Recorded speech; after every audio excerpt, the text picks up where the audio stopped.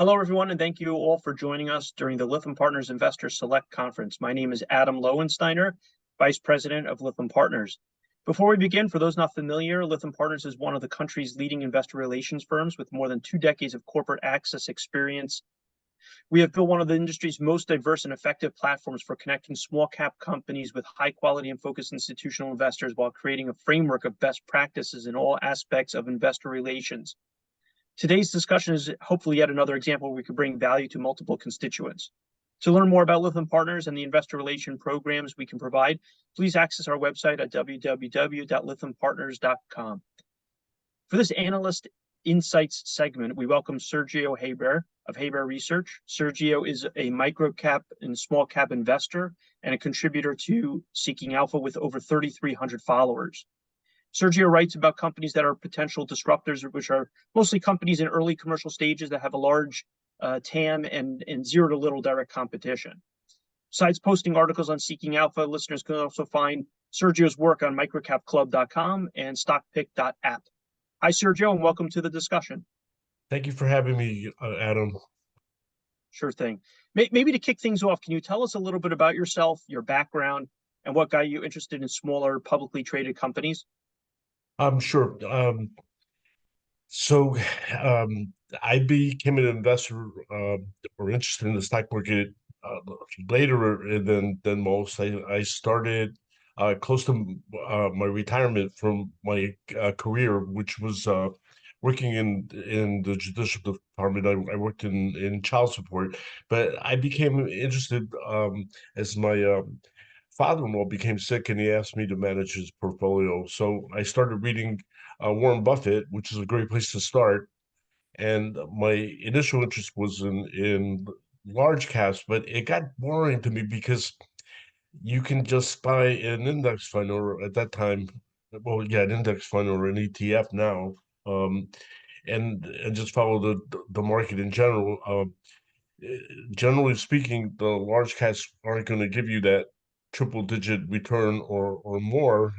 They're mature companies, and it wasn't exciting enough for me, and I started gravitating towards small caps. And in talking to other people, I realized that I was omitting a large part of the market in the OTC. And I started seeing that friends had been investing in the same stocks as OTC stocks, where I started with NASDAQ. So that opened up a whole new opportunity for me. How do you find your ideas to write about? Well, COVID brought about the virtual conferences, which is much easier than attending conferences. Although I did attend a conference in person recently, and that was a fantastic experience. But I just go through the list of presenters and see companies that meet my parameters. But I did in starting to invest in OTC stocks, I did an analysis of fraud rampart in the OTC, as people claim that microcaps are much more risky and all that. And I didn't find that. I found that there's about 16 or 17,000 OTC stocks, and only about 100 per year are suspended or delisted for fraudulent activity. That's less than 2%. So it's not a prevalent issue. It's not a concern, um, but it is something to be aware of. And then I started doing a study on stocks that are uplisting. I thought that they might be uh, a good time to look at stocks as an investment, and I found that that's also not necessarily true. It depends on why the company's uplisting. A lot of companies say they're going to uplist and do not. They do it as a publicity stunt. A lot of companies uplist, like for example, pre-clinical biotechs. They tend to uplist to raise funds, so that might not be necessarily a good investment opportunity. Are there any So, themes or particular industry verticals that you focus on? And if so, which ones and why? so I tend to invest in high tech and medical devices. I see the OTC opportunities right now. to be similar to NASDAQ years ago when we had companies like Sun Microsystem and Cisco and Microsoft just starting out.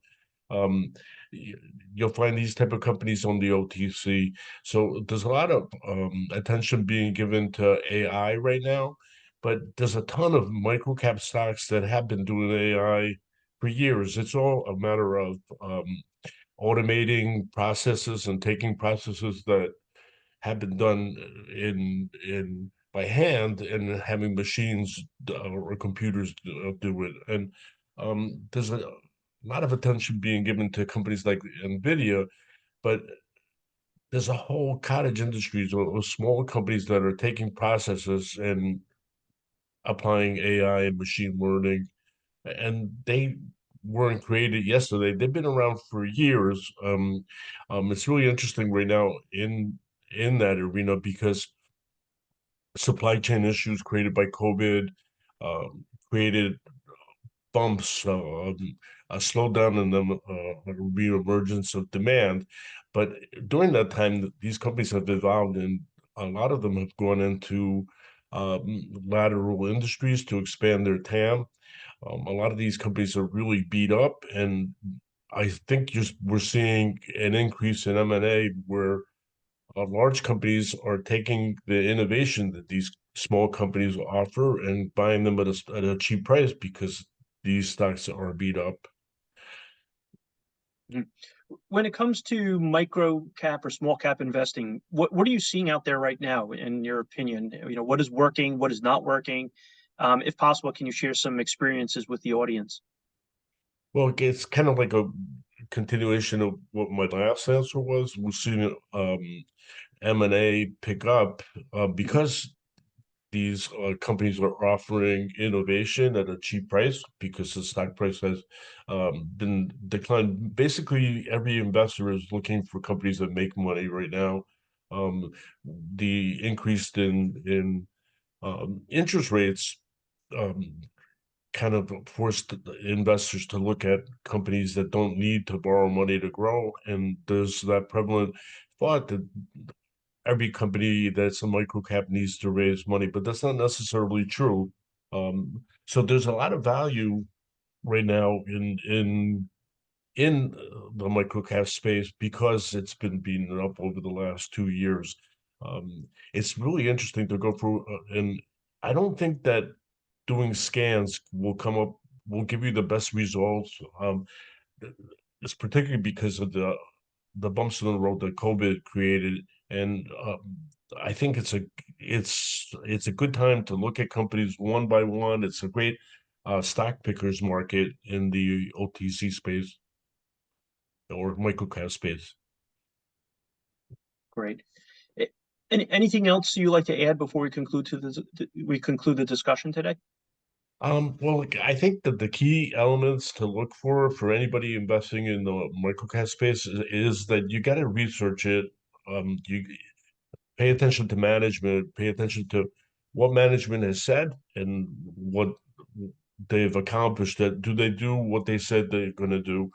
There's always bumps in the road. I look at the investor presentations and the earnings calls.